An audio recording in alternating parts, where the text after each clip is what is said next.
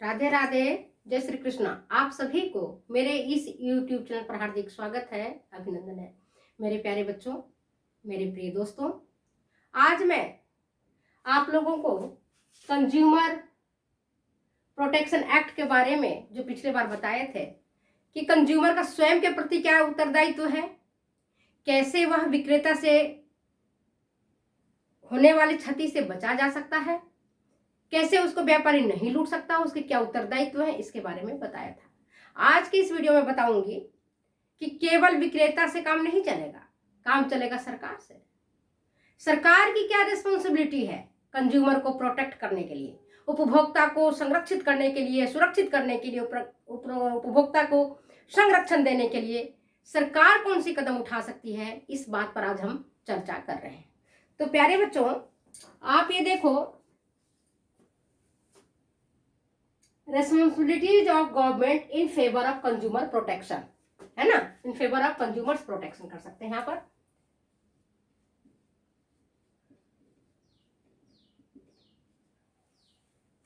उपभोक्ता को किस प्रकार से हम ठगने से बचा सकते हैं, इसके लिए सरकार की क्या उत्तरदायित्व है, आज हम इसी बिंदु पर चर्चा करेंगे। तो सबसे पहले क्या काम है सरकार का? मूल्य नियंत्रण करना। खास करके जो कमोडिटीज लाइफ सेविंग है, जैसे दवाइयां। कोरोना काल में आप लोगों ने देखा होगा, महसूस किया होगा, समझा होगा कि जब कोरोना आया था तो पैरासीटामोल की जैसी गोलियां जो केवल बुखार उतारने का काम करती है, वैसे दवाइयों का भी दाम बढ़ गए थे। कितना गुना कह नहीं सकते। एक पत्ती, सुनने में आया था, एक पत्ती दुकानदार 50 रुपए से लेकर के 300 रुपए 400 रुपए तक तो बेचता था। जबरदस्ती उसको स्टोर कर लिया, जनता तक पहुंचने नहीं दिया, रोगी तक पहुंचने दिया और मनमाना दाम वसूला। इसी प्रकार से देखते हो कि कई सारी चीजें ऐसी, जैसे प्याज, आपने सुना होगा ना, अटल जी की सरकार गिर गई थी प्याज की महंगाई के कारण। 2004-5 में प्याज के दाम 100 से 150 रुपए किलोग्राम हो गया था। अब बताओ, लोग कहते रोटी प्याज खा लेंगे, है ना, नून रोटी खा लेंगे। अगर एसेंशियल कमोडिटीज का दाम बहुत बढ़ जाए, आटा और नमक का दाम बहुत बढ़ जाए, माचिस की तिल्ली का दाम बहुत बढ़ जाए, तेल का दाम बहुत बढ़ जाए, जो कि जीवन के लिए आवश्यक है, अगर उन चीजों को जो लाइफ सेविंग है, जो एसेंशियल कमोडिटीज है, उस पर मूल्य का नियंत्रण सरकार का होना चाहिए। और अगर कोई भी व्यक्ति, कोई भी विक्रेता, कोई भी दुकानदार अगर उस मूल्य से अधिक दाम पर, जितना पैकेट में दाम लिखा हुआ है, अगर टाटा साल्ट लिखा हुआ 18 रुपए पैकेट पर, तो अगर कोई व्यक्ति 20 रुपये खरीदता है तो 2 रुपये अधिक लेने के कारण उस व्यक्ति को, यद्यपि उसने 2 रुपये ही अधिक लिया है मूल्य से, जितना पैकेट पर मूल्य है उससे अगर उसने ज्यादा लिया है, तो उस पर कठोर कार्यवाही किया जाना चाहिए। उसे जब तक सजा देने का प्रावधान नहीं होगा, तब तक विक्रेता लुटेरा बन करके उपभोक्ता को लूटता रहेगा। तो मूल्य नियंत्रण अत्यंत आवश्यक है। इसके बाद आता है निर्यात पर प्रतिबंध। निर्यात पर प्रतिबंध, अभी मैंने क्या बताया कि जो भी सेविंग, लाइफ सेविंग डिवाइसेज है, लाइफ सेविंग कमोडिटीज है, एसेंशियल प्रोडक्ट्स है, जो हमारे रोटी, कपड़ा और मकान हमारे जीवन के लिए अत्यंत आवश्यक है, अगर इससे संबंधित वस्तुएं को निर्यात किया जाता है तो उस निर्यात पर प्रतिबंध किया जाना चाहिए, ताकि जनता को आसानी से वो वस्तुएं सुलभ हो सके। अन्यथा अगर आप निर्यात कर दोगे, निर्यात मतलब भेजा जाना, आयात मतलब मंगवाना, तो जब अगर आप निर्यात कर दोगे, एक्सपोर्ट कर दोगे, मान लो आलू का एक्सपोर्ट कर दिया आपने, प्याज का एक्सपोर्ट कर दिया, लहसुन का एक्सपोर्ट कर दिया, या आपने टमाटर की एक्सपोर्ट कर दी, तो क्या होगा? अपने देश में ही टमाटर की कमी हो जाएगी, अपने उपभोक्ता को ही नहीं मिलेगा, उसके दाम बढ़ जाएंगे। तो ऐसी चीजों का जो एसेंशियल है, लाइफ सेविंग प्रोडक्ट्स है, उसके निर्यात पर प्रतिबंध होना चाहिए। हाँ, अगर आपकी उपज ज्यादा है, आपके उपभोक्ता, मान लो कि दूध होता है 20 किलोग्राम, 20 लीटर दूध है आपके पास, ठीक है, और आपकी खपत आपके यहाँ, आपके गांव में 16 किलो, 4 किलो आपके पास बच गया, इससे आप भेज सकते हैं बाहर, निर्यात कर सकते हैं। लेकिन अगर आपके ही लोग भूखे हैं और आप अपनी चीजों को निर्यात कर रहे हो तो इस पर प्रतिबंध होना चाहिए। ये सरकार की जिम्मेदारी है कि जो चीजें एसेंशियल प्रोडक्ट्स है, जो लाइफ सेविंग डिवाइसेज है, उन पर प्रतिबंध लगाया जाए। इसके बाद आता है तीसरा, उचित मूल्य की दुकानें खोलना।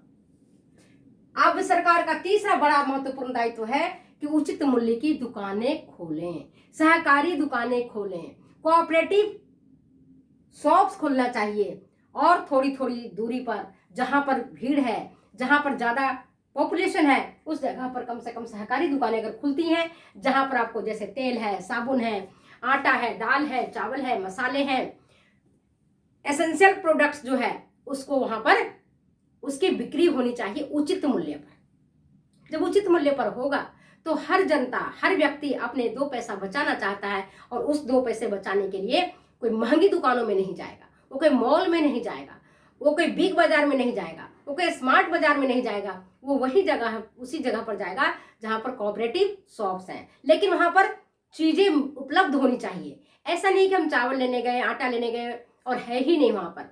2 बार जाएगा व्यक्ति, 3 बार जाएगा व्यक्ति खरीदने के लिए, अगर देखेगा कि वहां पर तेल ही नहीं है, साबुन ही नहीं है, आटा ही नहीं है, चावल ही उपलब्ध नहीं है, तो फिर वहां पर दूसरी, तीसरी, चौथी बार के बाद कोई व्यक्ति नहीं जाता है। तो वहां पर चीजें उपलब्ध करवाई जानी चाहिए, उचित मूल्य पर दुकानें खोलनी चाहिए और उन दुकानों में चीजें होनी चाहिए। केवल खोलने से काम नहीं चलेगा। मान लो खुल गया, चीनी बट रहा है और चीनी है ही नहीं, तो दुकान कितने बार व्यक्ति जाएगा? 1 बार, 2 बार, 3 बार, फिर मजदूरी करके छोड़ करके, अपने काम छोड़ करके तो बार बार आटा और चावल खरीदने नहीं जाएगा, वो कहीं से भी खरीद लेगा। तो ये बातों को ध्यान रखना है। इसके बाद आता है जमाखोरी एवं मुनाफाखोरी को निरुत्साहित करना। जो व्यक्ति जमा करके रखता है अपनी कमोडिटीज को, जैसे मान लो कि सरसों का तेल है या आलू है, इसको आर्टिफिशियल क्राइसिस कहते हैं। है नहीं उस कमी, लेकिन जबरदस्ती कृत्रिम कमी उपलब्ध करवा देना मार्केट में कि भैया अब है ही नहीं, आटा ही नहीं मिल रहा है। कोरोना काल में मैंने खुद अपनी आंखों से देखा, है जब कोरोना की वो 20-21 मार्च का दिन था और मेरी बेटी लखनऊ से आ रही थी, मैं भी सर्विस करती थी, तो मैंने भी आटा पिसवाने के लिए एक दुकानदार को दिया था, जो मिल वाला है, उनको मैंने कहा कि चलो गेहूं पीस के रख देना भैया, हम लौटते वक्त ले आऊंगे। अब पता चला कि वहां पर कोरोना के कारण अचानक से हुआ कि हमारा तो जोधपुर अब बंद हो रहा है और अब जो कुछ आपके पास है वही खाइए, वही पीजिए और वैसे ही आप रहिए। मैंने क्या देखा अपनी आंखों से, जब मैं उस दुकान पे गई मिल मालिक के पास, हमने कहा भैया मैंने दिया था गेहूं पीसने के लिए, पीस गया क्या? कहा मैडम अभी टाइम नहीं है, अभी मैं नहीं पीसूंगी, 3-4 दिन लगेंगे। ठीक है। अब मैंने वहां लोगों को देखा, गरीब से गरीब लोगों को हाथ में पॉकेट में 100 रुपया निकालते हुए, और क्या कह रहा है कि भैया 1 किलो आटा दे दो, 100 रुपए के 1 किलो आटा। ये 21 मार्च 22 मार्च की कहानी है, 2019 की या 20 की, मुझे एग्जैक्ट याद नहीं, 2020 ही होगा शायद, 2020 की कहानी है, 21 मार्च या 22 मार्च 2020। 100 रुपया मैंने देखा लोगों को लाइन में लगे हुए, कम से कम 20-25 व्यक्ति हाथ में पैसे लेकर के, थैला लेकर के खड़ा है, कोई आटा के लिए, कोई चावल के लिए, कोई दाल के लिए, कोई हल्दी के लिए, कोई मसाले के लिए, कोई तेल के लिए, क्योंकि रोज कमाना रोज खाना लोगों की आदत है, भाई इतनी अपने यहाँ है नहीं लोगों की आमदनी कि इकट्ठा करके रखे, और अपने घर में भी अगर इकट्ठा करके रखते हैं तो कुछ न कुछ चीजों की कमी हो जाती है। तब पता चलता है जब अचानक से दुकान बंद कर दिए जाते हैं, तब पता चलता है हमारे घर में चीजों की कमी थी। तब क्या हुआ, उस व्यक्ति ने आगे बढ़ के कहा भैया मुझे 1 किलो आटा दे दो। दुकानदार ऐसे फटकारता है, जाओ जाओ आटा नहीं है, चले जाओ, मैंने मना किया ना, आटा नहीं है। मैं तो बहुत सॉफ्टली बोल रही हूँ, उन्होंने इतनी क्रूएल्टी से बोला, मेरा तो आत्मा सिहर गया। हमने कहा देखो आज क्या स्थितियां बन गई कि 100 रुपए में इसको 1 किलो आटा नहीं दे रहा है, जबकि आटे की कीमत क्या होता है 25, 30, 35, इससे ज्यादा तो नहीं आटे की कीमत। और उसे किसी प्रकार का ना बाजरा का आटा दे रहा था, ना मक्के का आटा दे रहा था, ना गेहूं का आटा दे रहा था। आप ये बताओ वो व्यक्ति क्या करेगा? जबरदस्ती मुनाफाखोरी कर रहा है, जमाखोरी कर रहा है और बेच रहा है। वो सोचेगा कल के दिन में ज्यादा बिकेगा। जब सुबह एक टाइम आया था जब जिसमें कहा जाता था कि ये 2 घंटे ही दुकान खोलेंगे, बाकी दिन भर दुकान नहीं खोलेंगे कोरोना संक्रमण के कारण। तो जमाखोरी और मुनाफाखोरी को निरुत्साहित करना चाहिए। ऐसा नहीं होना चाहिए कि 1 किलो चावल आपको 200 रुपए में मिले, 1 किलो चावल आपको 300 रुपए में किलो मिले, आपको 1 लीटर तेल आपको 500 रुपए में मिले। इस तरह की जमाखोरी और इस तरह का मुनाफाखोरी पर कंट्रोल होना चाहिए सरकार का, निरुत्साहित करना चाहिए। अगर कोई व्यक्ति, कोई विक्रेता, कोई दुकानदार इस तरह का काम करता है तो उसके ऊपर कठोर कारावास की सजा सुनाई दिया जाना चाहिए। नेक्स्ट है कानून बनाना। अगर विक्रेता, दुकानदार या निर्माता या उत्पादक कोई भी उपभोक्ता को ठगता है,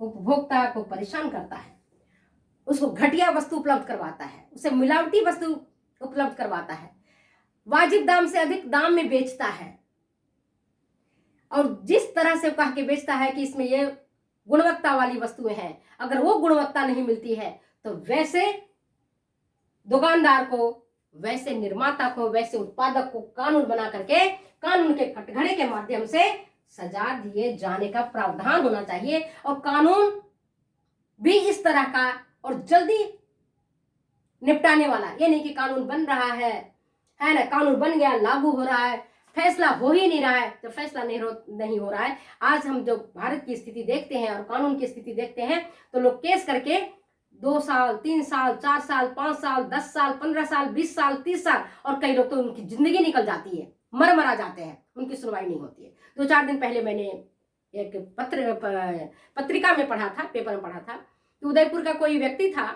जिसकी जमीन सरकार ने रेलवे ट्रैक के लिए ले लिया था, कि रेलवे की जमीन, रेलवे बनाना है, सरकार ने उस व्यक्ति की जमीन ले ली।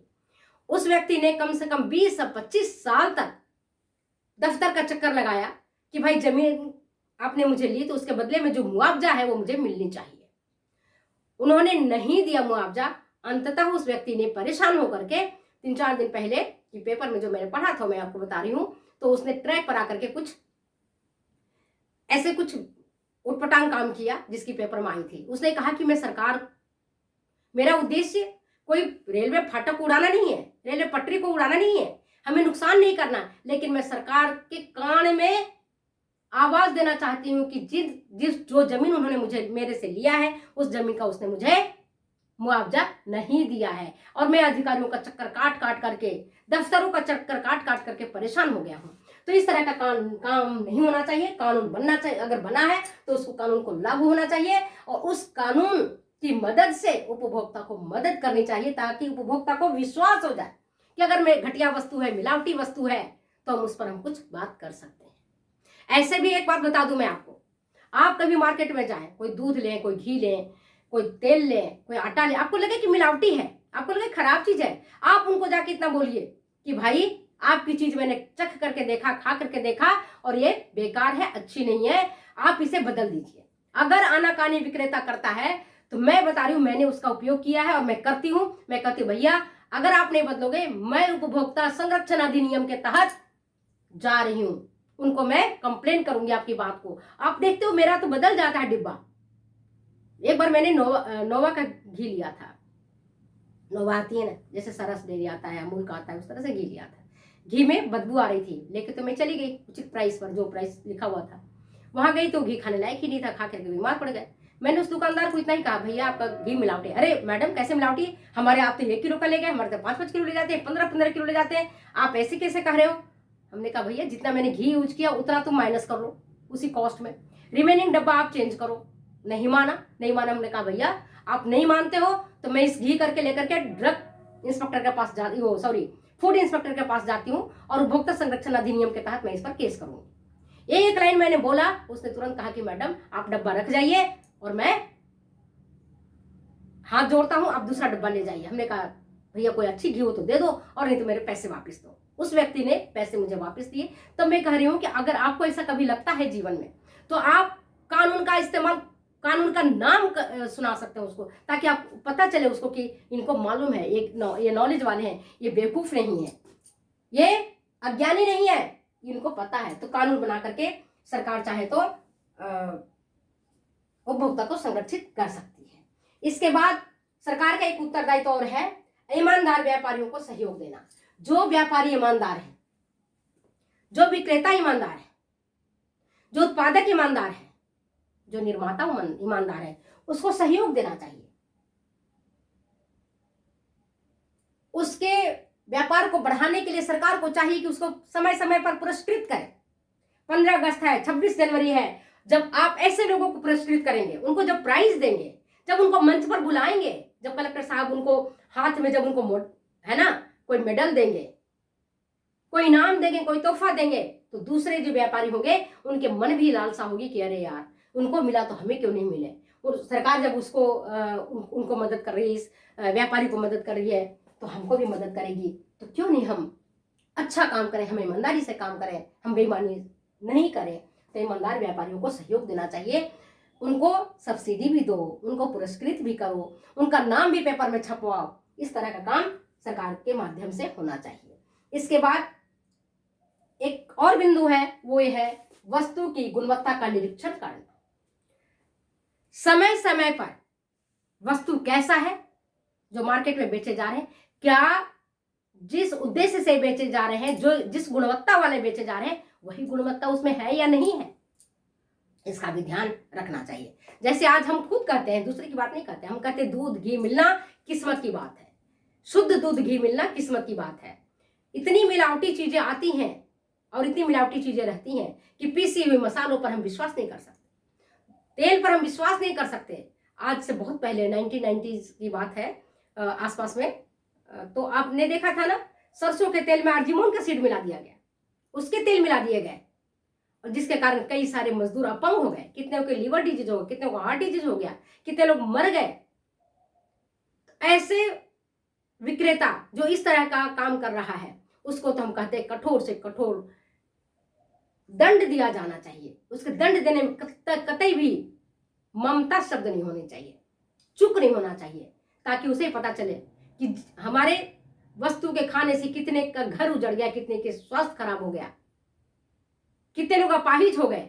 तो ऐसे काम हम जिंदगी में दोबारा नहीं करें। तो ऐसे वस्तु की गुणवत्ता का समय समय पर निरीक्षण करवाते रहना चाहिए फूड इंस्पेक्टर से, है ना, कि क्या है। खास करके फूड इंस्पेक्टर उस समय ज्यादा जागरूक हो जाते हैं, ज्यादा काम कर लेते हैं जब दिवाली आता है, जब दशहरा आता है, तब मावा पकड़ते हैं। बाकी दिन मावा में मिलावट नहीं, ऐसी बात नहीं, मिलावट तो होती है, जिसको करना वो करेगा। तो समय समय पर अचानक से निरीक्षण किया जाना चाहिए, जिससे कि पता चले कि वस्तु की गुणवत्ता क्या है। इसके बाद आता है भ्रष्ट बेईमान विक्रेता पर शिकंजा करना। जो भ्रष्ट है, बेईमान विक्रेता है, उस पर शिकंजा कसो, ताकि उनको याद आ जाए कि भविष्य में भी हम कभी अगर इस तरह से काम किए तो हमारा सारी संपत्ति जब्त हो जाएगा। हमें कानून हमें कठोर कारावास की सजा सुना सकता है, पेनाल्टी दे सकता है। तो इस तरह के अगर हम काम करें, इस तरह से अगर सरकार अपनी रिस्पॉन्सिबिलिटी को निभाएगी, तो उपभोक्ता संरक्षण जो है, उपभोक्ता अपने आप को ठगा हुआ महसूस नहीं करेगा, और उपभोक्ता अपनी चीजों को अगर जिस दाम में देता उस चीजों में वो उसको अच्छा लगेगा, अच्छा महसूस होगा, वेल फील करेगा, गुड फील होगा उसका, है ना। तो आज मैंने आपको responsibility of government in favour of consumers protection के बारे में बताया है। तो अगर ये वीडियो आपको अच्छी लगती है तो प्लीज शेयर करें, कमेंट करें, सब्सक्राइब करें। फिर मिलते हैं हम अगले वीडियो में अगले एपिसोड के साथ। तब तक दो मुझे इजाजत जाने के लिए। Okay, bye bye.